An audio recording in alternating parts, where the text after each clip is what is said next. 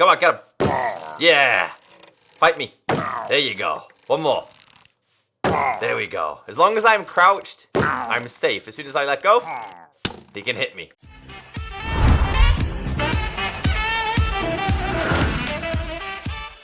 Today is the day that we finally have shields for Minecraft Pocket Edition, the Bedrock version. Welcome back everyone, my name is Echo, and a brand new update has released for Minecraft Pocket Edition, the Bedrock version, iOS, Android, Windows 10, Xbox, and Nintendo Switch. This version is version 1.10.0, and it has shields, along with a couple more features that I want to showcase. One thing I do want to mention, guys, is I'm using a very different skin, because releasing next week on Tuesday, I have my first ever Minecraft Marketplace skin pack releasing. This is just one skin, and throughout the week, I'm going to be teasing you. It is Echo in a kitty cat onesie. So the first thing I want to mention, guys, again, I'm doing this on Windows 10, but it's available on different versions.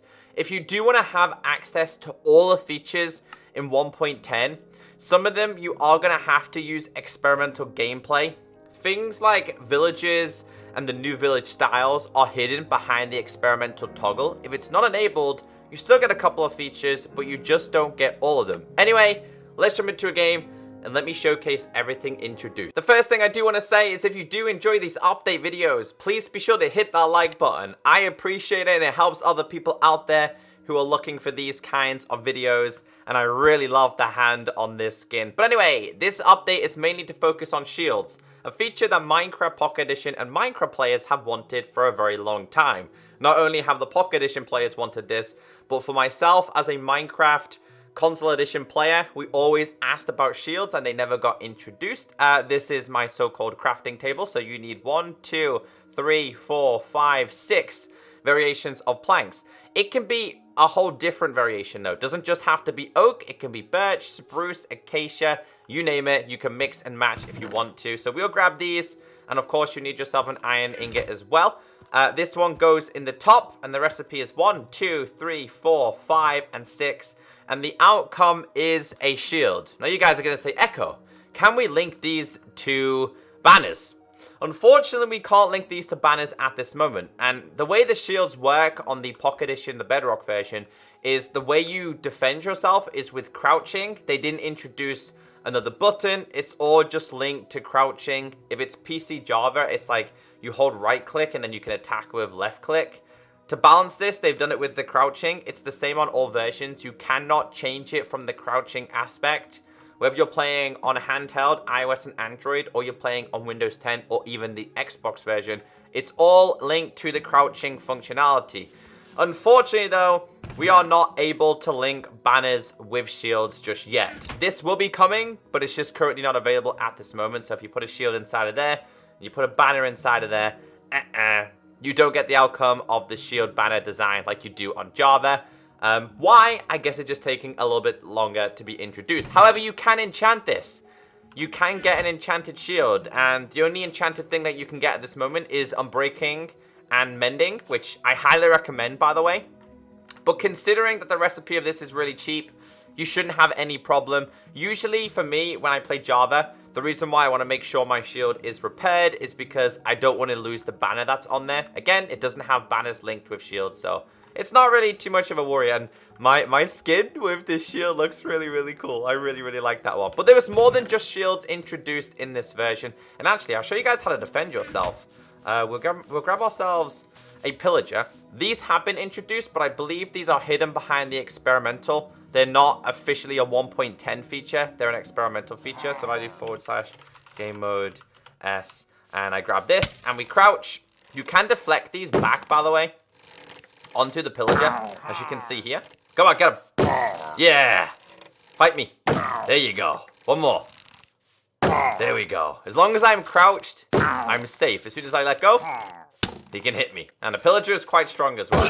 There you go, he's dead. So yeah, that's something I wanted to show you guys. Let's change my game mode back to creative. Again, and let's go through all the other changes, because there's quite a lot to go through. Some of them hidden behind the experimental version. Moving on to the next thing, and the most exciting thing for me in this update, not only is it shields, but it's also lanterns. Lanterns are not hidden behind the experimental version. So you can use these in your solar worlds that you've already created, and of course in your realms.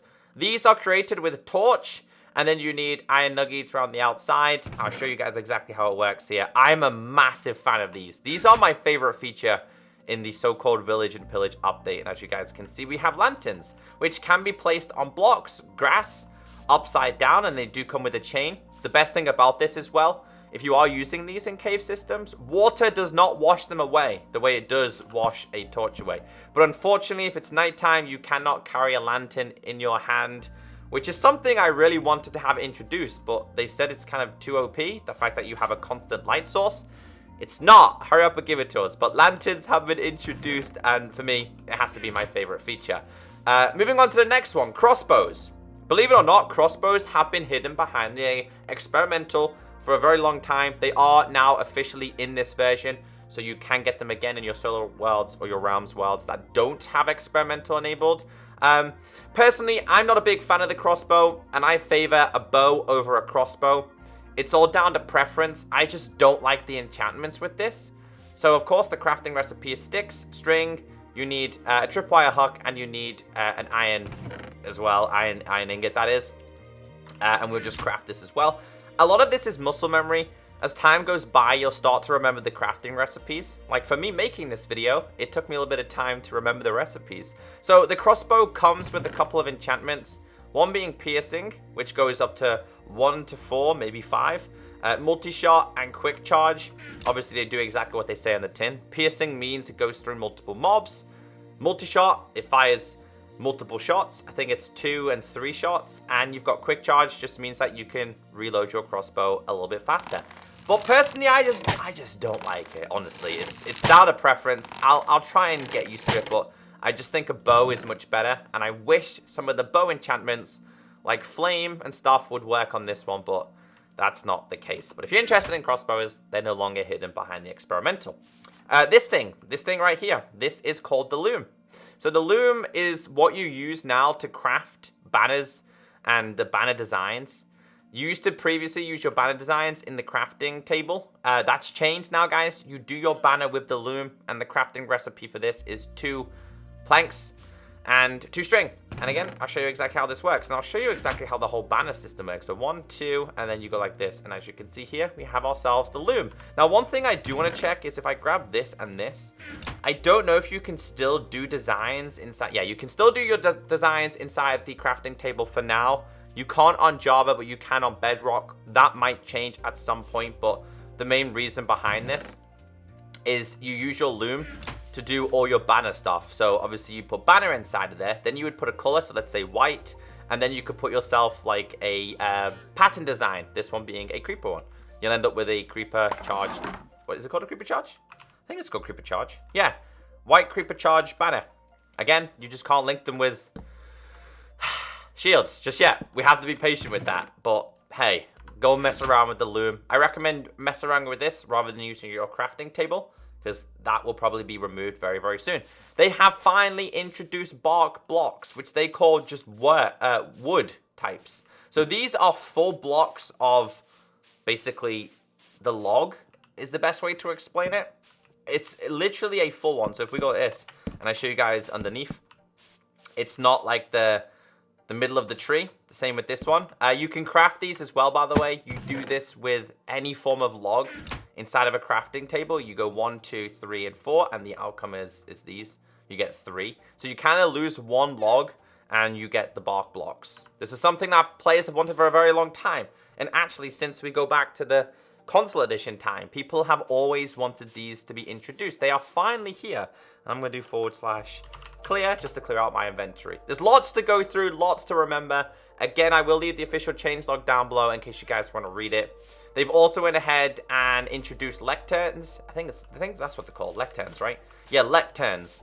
These can emit redstone as well, so they can be linked to like traps and stuff. Now, the whole point of a Lectern is that multiple of you, so if you had like 5 people standing with you, could right-click on the book, and as you guys can see, make sure you guys subscribe and hit that like button. It's so you guys can multiply read it, and you can take it off and place it back down.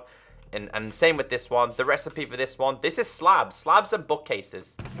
Obviously, bookcases are quite expensive, so crafting this can be quite expensive, especially if you are crafting this from scratch. And that's the Lectern. Small feature that does a lot of big things within this version. All right, that's everything that I know is not behind the experimental toggle. This will be in every form of gameplay. Whether you do a solo world or a realm world, these will be accessible. In order to access these next features that I'm going to be showing you, you need to enable the experimental toggle. That includes the Pillager Outpost. That includes Pillagers. That includes the new villages and so much more. Again, read the changelog so you know what you do have access to.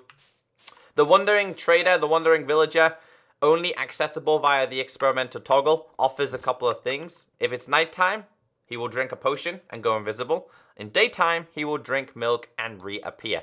And he's accompanied by 2 lovely llamas, which will spit at you if you attack him. So don't attack him. The next one is berries. These are still hidden behind the experimental toggle.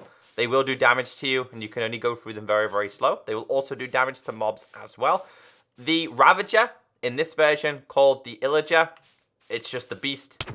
He will attack you. I don't think it's fully functional in this version, though, the way it is in 1.11. The old campfire texture.